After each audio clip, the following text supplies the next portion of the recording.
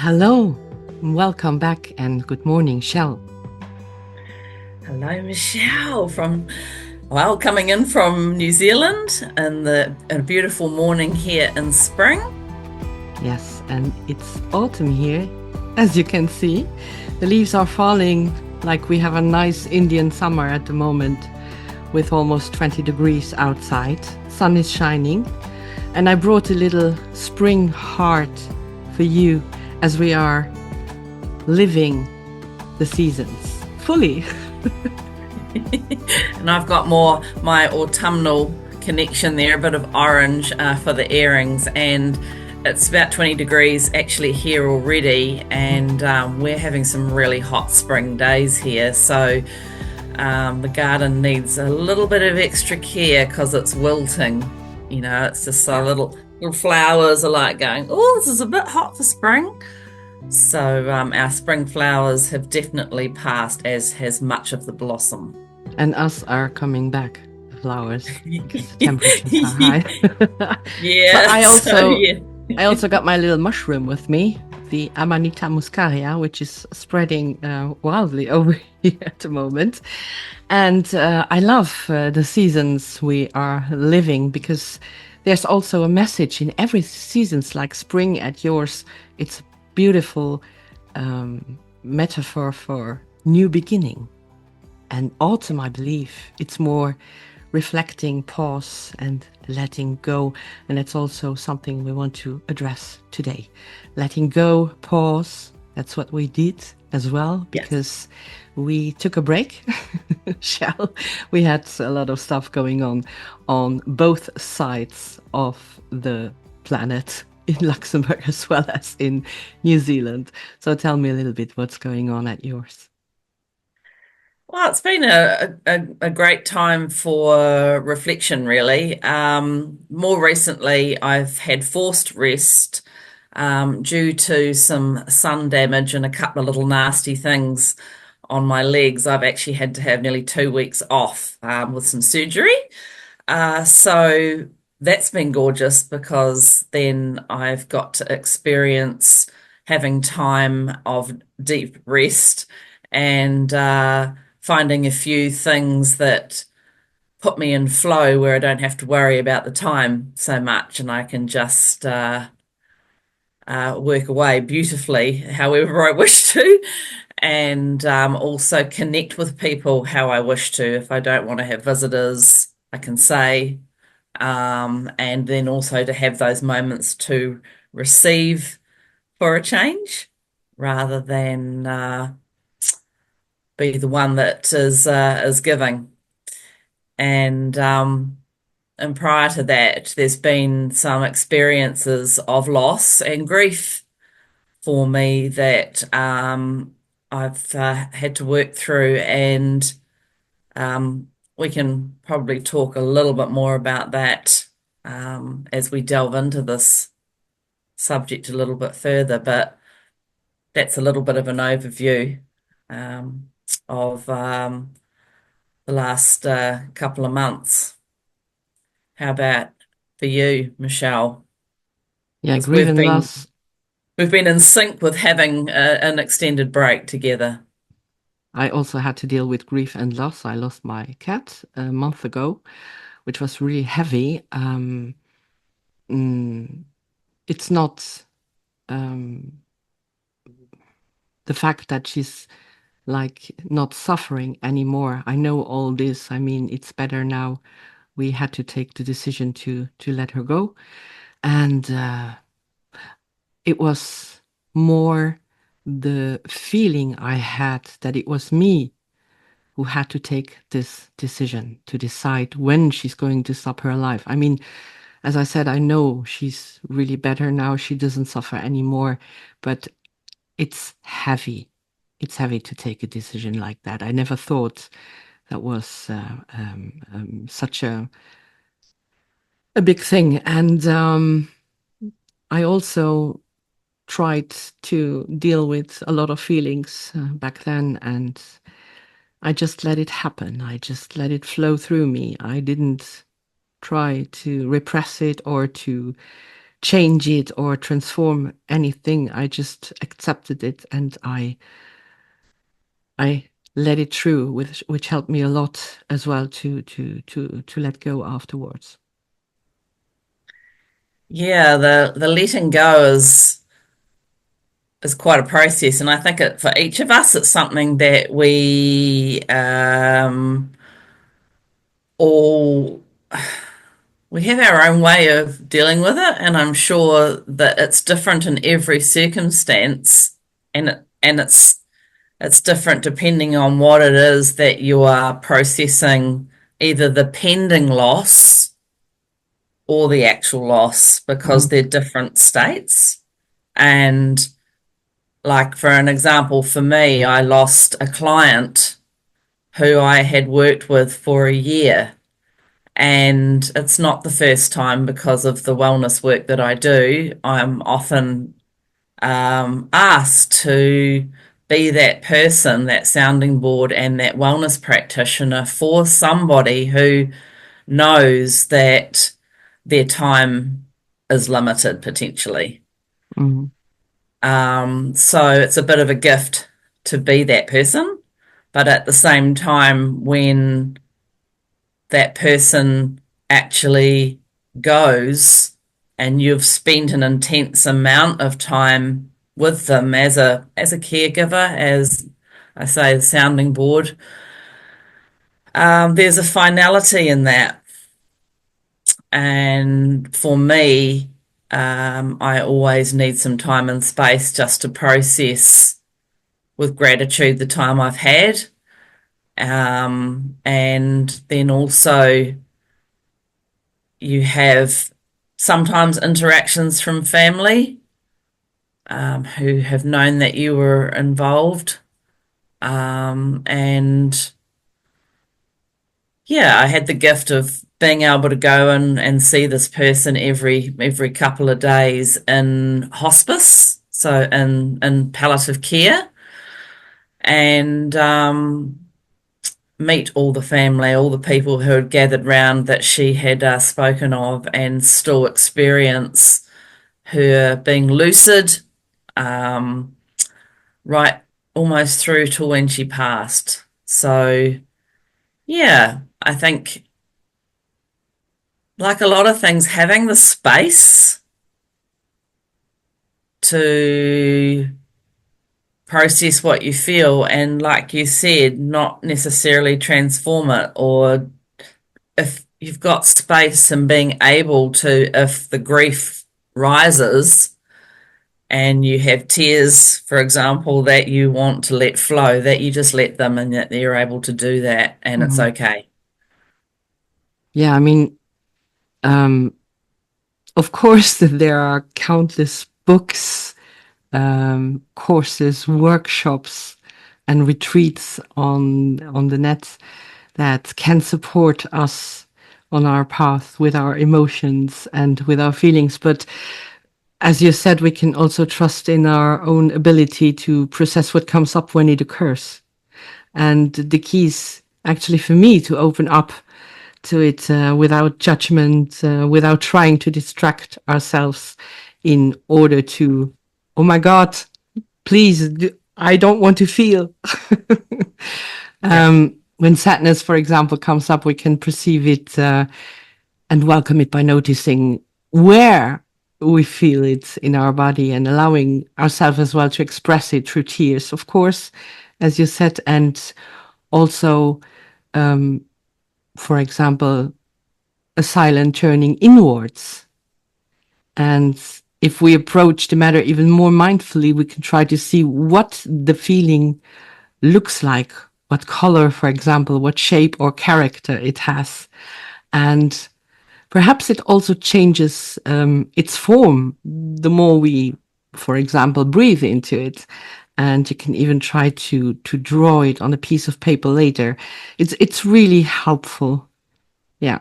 And it's, for me, it's also beautiful to experience this, like really feel the feelings, Mm, flow with them. yeah. And I think slowing down and having space are two things that are so much more present in my life now than they were, 20 or Mm. more years Yeah. ago for sure. And even actually with you talking about describing how you feel and where it is and what shape it is, etc., I realized that even whilst speaking about my experience recently with the client, I could still feel this ball as I spoke that was wanting to be expressed. Mhm. Yeah, it's yeah, it's nice to be able to tune in and feel the feelings. More so, I don't avoid things like I used to or shove them down. I always remember, whether Jamie actually said this or not, but from Jamie Caddo's workshop, the whole thing about feelings and the beach ball in the water, Mhm. Yeah. and that if you shove it down, it's going to go It boing. always pops up. It's always going to pop up. So it'll yeah come back at some point in time. So yeah, feel the feelings, Yeah, definitely. they want to be felt actually, and often we complicate the situation by spending mental energy and analyzing. Where is this coming from? I shouldn't be feeling this way right now. I need to pull myself together now. Big girls don't cry. And when in fact the solution is just to allow it. So it's yeah, comparing it to nature, it's like the earth allows the rain to fall on it. And when the rain falls, the earth reacts in many ways, sometimes pouring it out and forming a great river, or sometimes just to nourish a forest or trees or valleys with flowers, for example. And if you observe flow of water in the forest, it never runs straight down. It always twists and turns through bushes and rocks, finding its way. And I mean, in the same way, the deeper purpose of our feelings is to change the landscape of our inner world, to make some Mm. safe space for those feelings. I love that you're talking about the changing of the landscape and how you have described, the water and the Mm-hmm. way it's gone, because I think that is exactly what has happened with having the space that we've had. Yeah, And you and I have not been alone because many of the people that we've actually had lined up to speak with us have been in the same little boat on the water and yeah. haven't been able to commit. So we have gone totally with the flow and just gone, well, this is how it is. That's It's how not, I like to I like to stay with it in the future as well. I mean, all we need is to do is allow the process by like letting it flow, by opening to receive the fullness as well of our feelings, which is pretty great. Yeah. yeah, yeah. And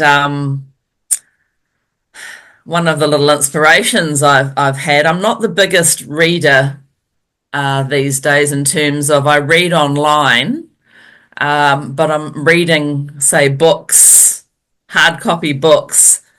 I feel like part of my brain has left the building, and I tend to blame my online time as having damaged my ability to focus on reading a hard copy book. But I'm open to challenge. That could just be a little block I have.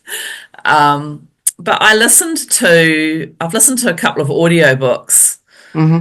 and one I stumbled across, don't even ask me how I found it, but it just presented to me. It was only 4 hours long, was by this wonderful Australian guy called Hugh Van Kylenberg. And we will reference it at the end, but it's actually called Let Go. and it talks about shame and expectation Hmm. and various aspects around how we can hold on to things going, of course, way back to our childhood and how they may continue to resurface and how to make um, achieve some peace with that.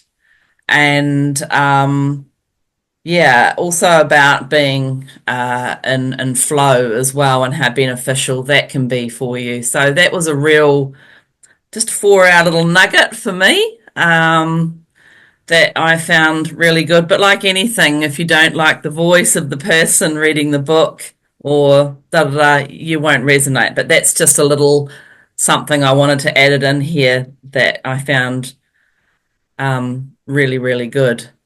And with any challenges that go on, it's those crazy characters in your head. Man, they can have a great play date and tell you all sorts of things. Oh my God, yes. Do you have a favorite example, Michelle, of something where the old crazy character can go out of control? Yeah, I noticed recently my what's the name of that one? The Vengeful Murderer came up. Yeah. Oh my. But I think it was not only me because I'm noticing a lot of angry energy around, especially on the road. So yeah, I mean Mm. there was a heavy energy as well. I also got into the angry monkey and like, oh my God, no. And suddenly my girl was imitating me. So we were sitting in the car.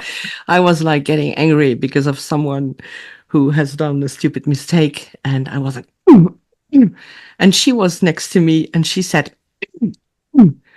And she was reflecting. So I had a good laugh. I said, yeah, welcome, old friend. Children are great. So what Michelle just mentioned, the vengeful murderer, we have these Hmm. various characters that Oh, we yes. learnt when we did some workshopping with Jamie and the rest of Jamie Caddo and the rest of the participants. And Hmm. the high level, we call them crazy characters. And then you can name them really whatever you wish for about how things can come up. So I really relate to the vengeful murderer, which is the one where you have thoughts of complete rage and wanting to actually really get somebody. And totally, when I don't know what happens to me when I get in a motor vehicle, it's like every fiber of my body that wants to be angry comes out when somebody makes a mistake, with their driving or is not cool. And it's funny how that happens with driving. I Hmm. don't know what that is. No idea. Yeah. But the inner critic Oh my God. is such a big crazy character, that the one that's telling you, judging you, shaming you for the things you do, where Hmm.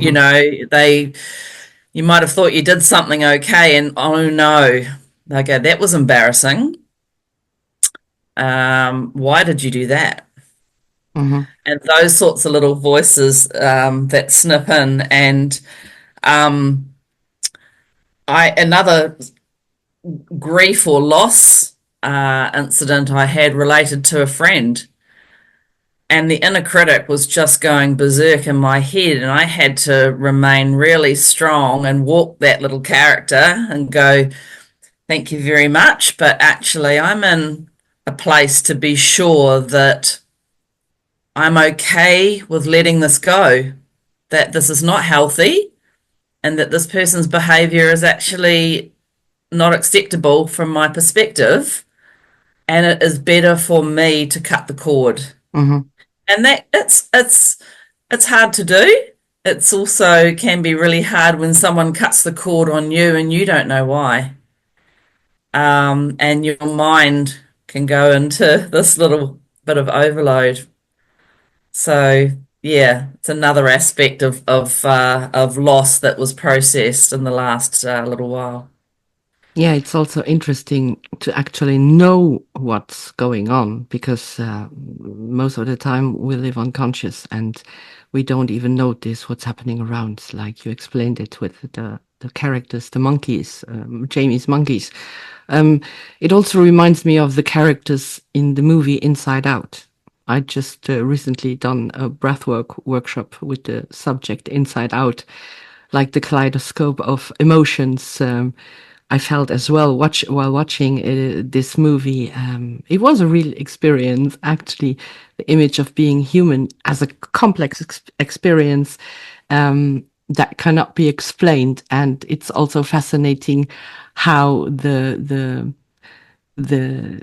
spectrum of emotions like joy, sadness, anger, disgust, or fear as well is shown, and how they coexist as well, because I love each emotions. They have all their own weaknesses and strengths, and they also complement each other.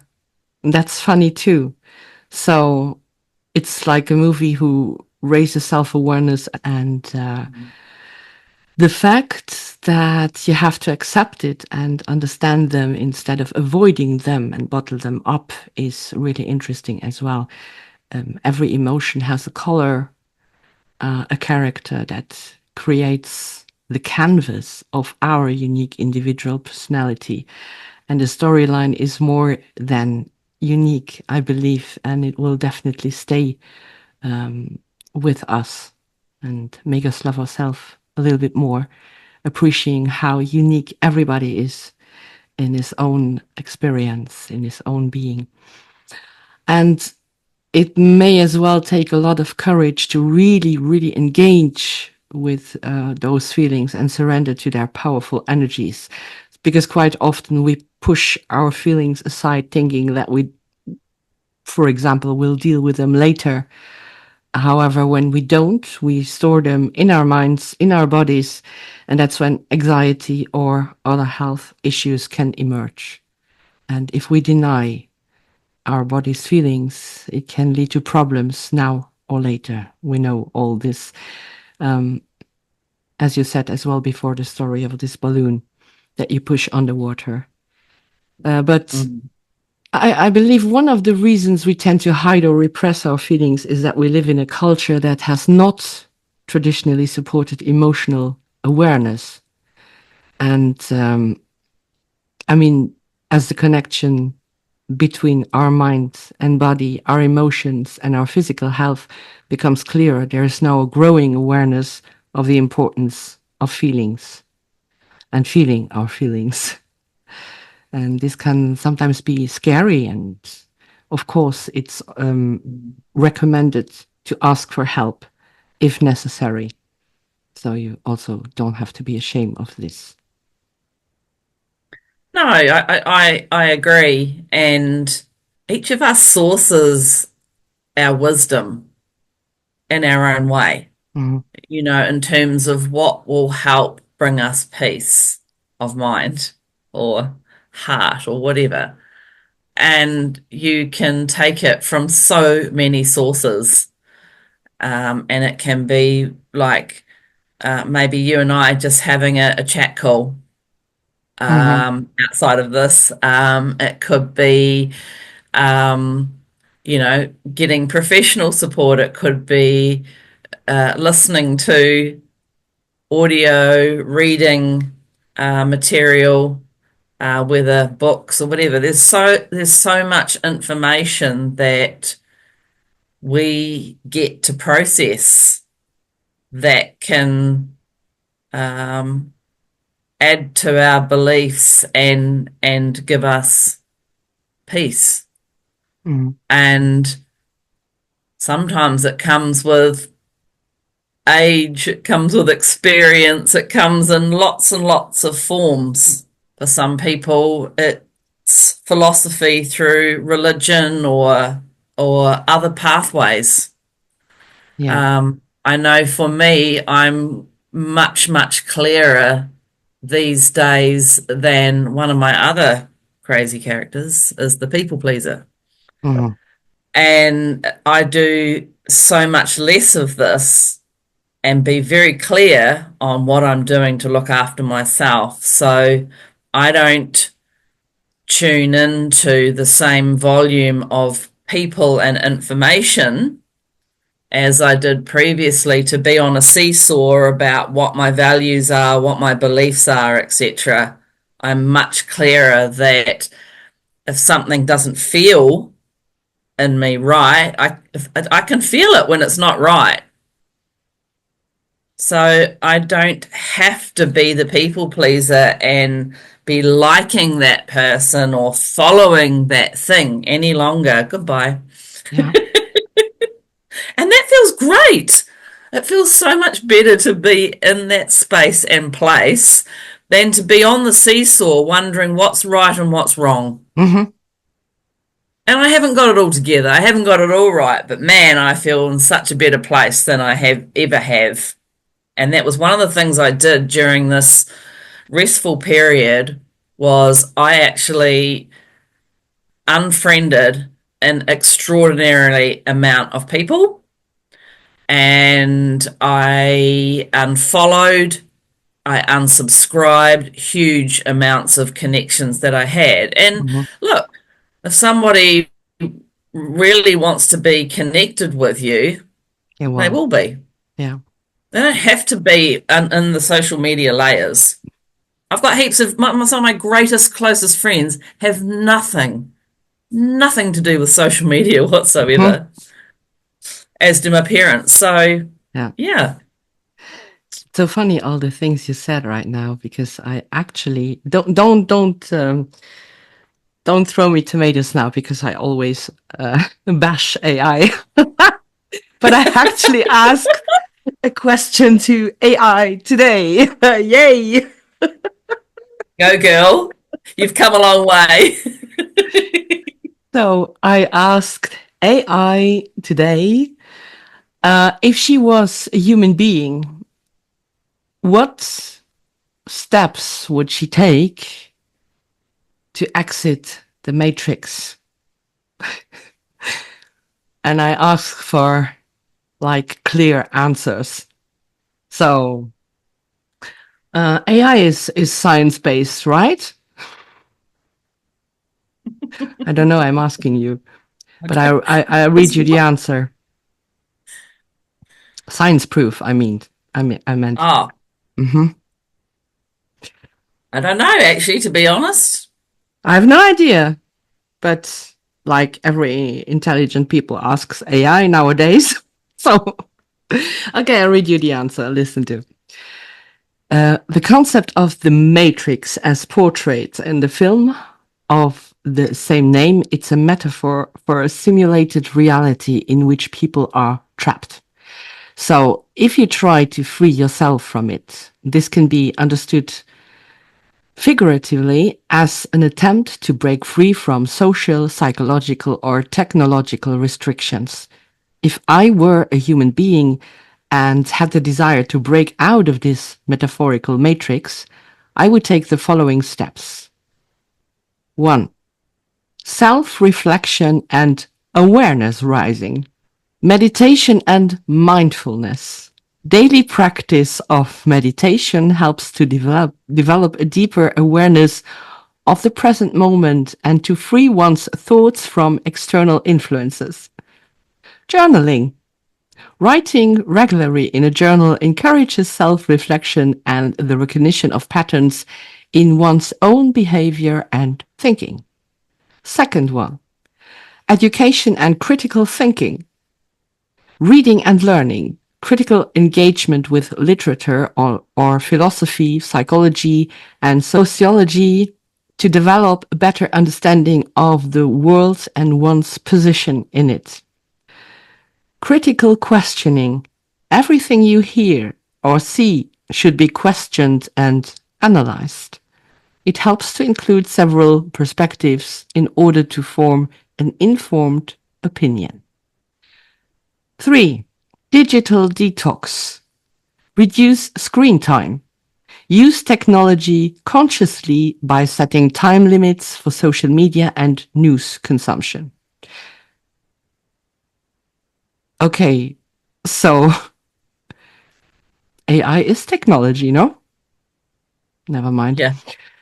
Experience nature. Spend regular time in nature to strengthen a connection to the real environment outside the digital world. 4th, community and social interaction. Build community. Network with like-minded people who share similar goals to support and motivate each other. Have open conversations. Have honest and deep conversations with others to gain new insights and perspectives. 5. Reflect on consumption and lifestyle. Practice minimalism. Focus on the essentials and get rid of superfluous material baggage. Pursue sustainability. Aim for a lifestyle that has a positive impact on the environment and assumes social responsibility. And 6, self-knowledge and personal development. Therapy or coaching. Seek professional support to identify and overcome personal blocks. Setting goals. Define clear personal goals and develop plans to achieve them with authenticity at the center. To be honest, I don't need AI to tell me all this.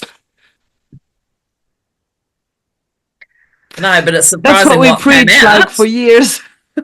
Sorry. Yeah, wow, that's what came up. Mm-hmm. Mm, yeah, Interesting, isn't it? it is. It's funny. I saw a post today for the first time I've actually noticed it. It was in a political arena, and the person responded to the author of the actual post by saying, AI says. So instead of the person responding as the human to the author of the post, the person decided to take what the author had put in, chuck it into chat GBT, and then said, here's the answer according to AI. I mean, it probably happens all the time, but it just so happened that particular space I was in, I saw that and I was just like, right, okay, I've done enough looking at that now. Mm-hmm. Um, yeah, I know in myself there's always a curiosity around different views or different ways to frame thing, and I know that comes from my background in mental health, where it's important to recognize that there are multiple worldviews. Mm-hmm. So the way that someone is presenting with what they've got going on, you are curious as to how it is for them, Mm-hmm. putting aside all your own experiences, judgments, views, etc. Mm. So yeah, I'm always curious about that multiple worldview, but that ain't what we got from you putting that in there. It was just surprising that, yeah, you could have written that. No I mean, trouble. I mean, I was angry afterwards that I spent €5 to get this answer. So I can't throw tomatoes at you. We're always discovering, and yeah, but it's funny to see. yeah, yeah. I noticed even Zoom now, as the new version of Zoom has got so much more AI capability I never in tried it when this. I Yeah. logged in today. So it's here, it's happening. It's just a question of what we choose to step into, and you and I both know that nature is just Mm-hmm. like it was number 4, I think, on that list there. That's like just such a massive foundation for you and I both. Um, Yeah. and yeah, it's the best drug. Yeah. Yeah, that's the thing I search the most. Even when feelings or emotions come up, I need to go to the forest. Yeah. Yeah. And the energy stays for a week.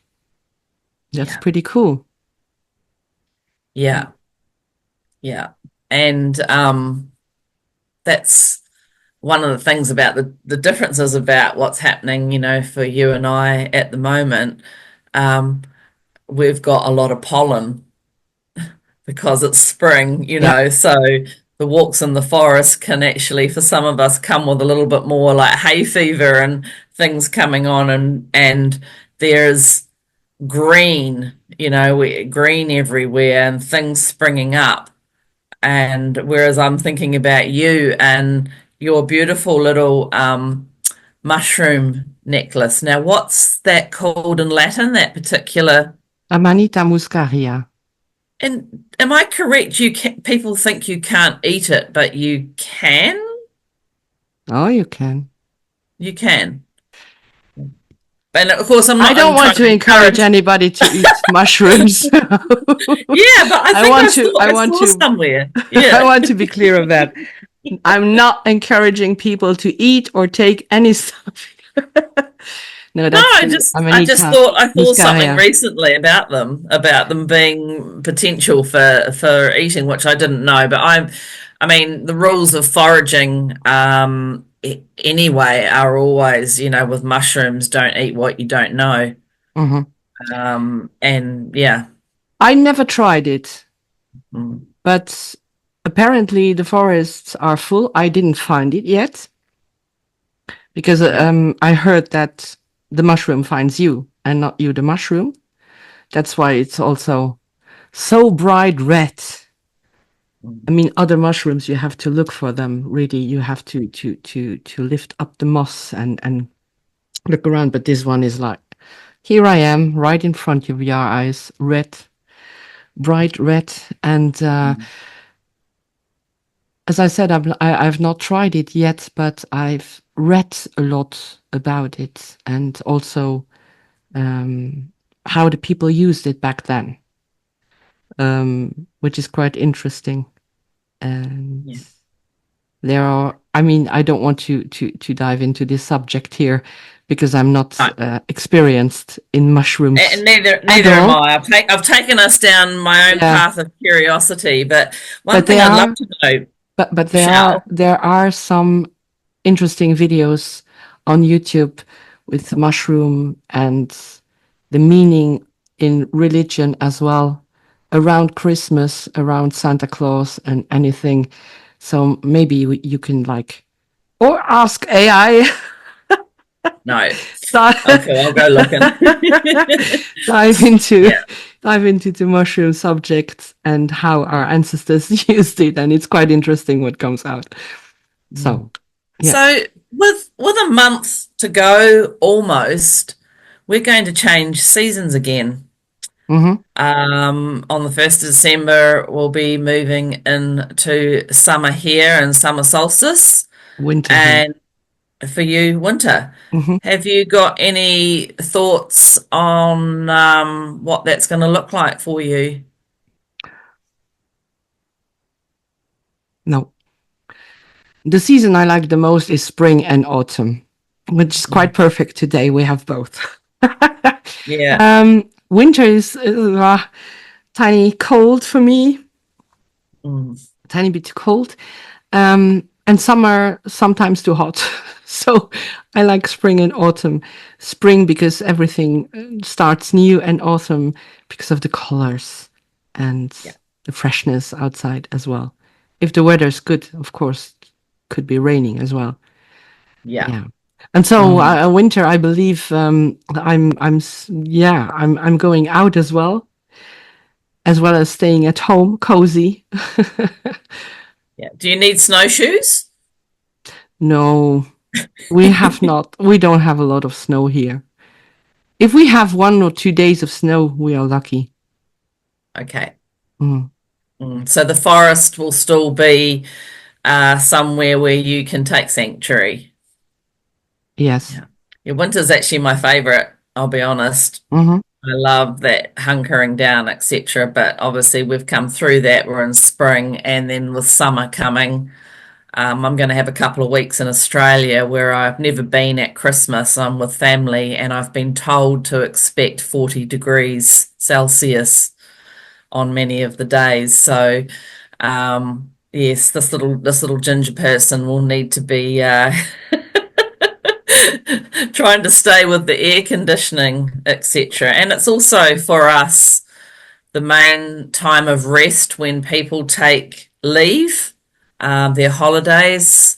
So, yeah, that making sure that you have that opportunity again to relax and take time out Mhm. as well. So it's Binge watching survival shows.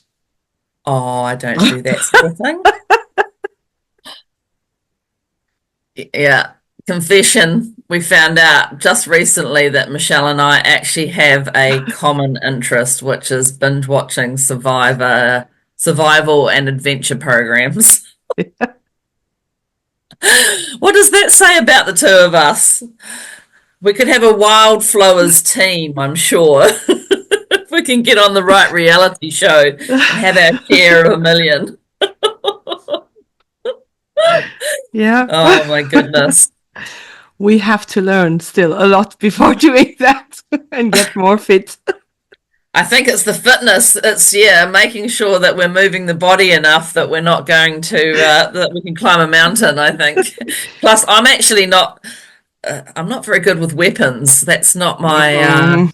skill set. But we have got a place here I haven't been to yet that people said is a lot of fun. It's an axe throwing event center. So Oh my God, um, that sounds horrible. you go there with a group of friends for a laugh, and it's a bit like, I guess, if you were throwing a cricket ball inside Yeah. in the nets, and I think that you throw the axe. I'm wondering if that's a therapeutic thing that will stop my vengeful murderer when I'm driving a car. Yeah. I went with Charlie to a bow building workshop recently. Oh, That was quite interesting as well. So I like the could, big bow and I mean, arrow. if we were a team, I could build the bow, Cool. I but love the that. target afterwards, that's not a question. Yeah. Mm. Yeah.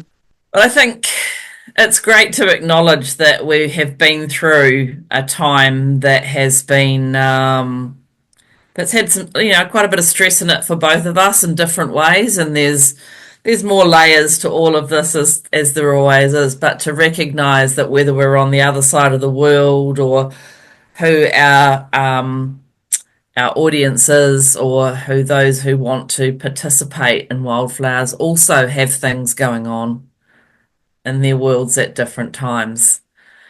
And when I'm thinking about grief and loss, I often go to a person called Francis Weller. For those who haven't heard of him, he is a psychotherapist, he's a writer, he has done a lot of work with Indigenous people, and he does workshops and writings primarily on grief, loss, and addiction, other things. And may I share a quote, Michelle? Would that be okay if I read that out from Francis Weller? I would love to hear that. Okay, I'm just going to find my way. Okay, so from Francis Weller, this is a lovely, lovely quote. Grief and love are sisters, woven together from the beginning. Their kinship reminds us that there is no love that does not contain loss, and no loss that is not a reminder of the love we carry for what we once held close. So That's um, beautiful. it's, yeah, I think it's really beautiful. And if I'm looking for a little bit of knowledge or something that I want to take inside that will give me, I say, give me a little bit of peace, whether it's peace of mind or peace of the heart, doesn't matter. But sometimes I just need some words if it's not from someone verbally, like I say, from seeking out something that just makes me go, yeah, that fits. And I'll also share that in at the end as well. Well, thank you, Shell, for your nice sharing, and also for that lovely poem at the end. And yeah, we hopefully be back with a guest the next time again on the Wildflower podcast. Till then, stay curious, stay open-minded, and yeah, take good care of yourself. And don't forget to like, subscribe, and share. We'd love to get a greater audience bite out there. And thank you all so much for following us here at the Wildflow'ers. Bye. Bye.